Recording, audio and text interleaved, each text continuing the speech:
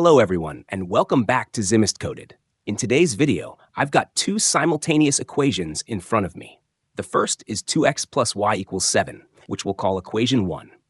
The second is x minus y equals 1, which we'll call equation 2. What I'd like to do is add equation numbers neatly to the far right of each equation, and I'll show you just how easy it is.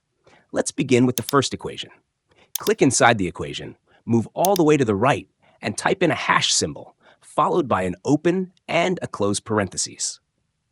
Now, you might be wondering, what's the point of typing hash with parentheses? Well, it's actually a special placeholder.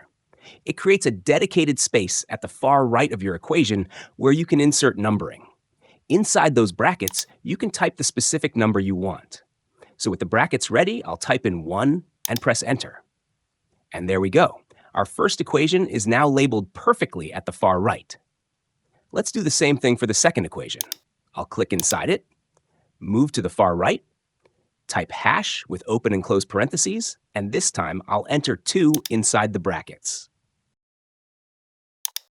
After pressing enter, the second equation is now numbered as well. The great thing about this method is that you can change the numbering anytime.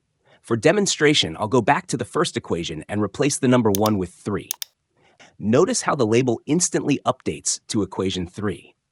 Now I'll do the same for the second equation, changing the 2 to 4. Instantly, it becomes equation 4. This makes it flexible and really handy when working on documents with many equations, since you can adjust the numbering without redoing everything. As you can see, this method is simple, effective, and really helpful whenever you need to add equation numbering.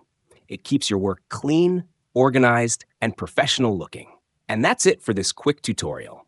If you found it helpful, don't forget to give this video a thumbs up, subscribe to Zimist Coded for more tech tips and tricks, and tap the notification bell so you never miss out on new updates. Thanks for watching, and I'll see you in the next video.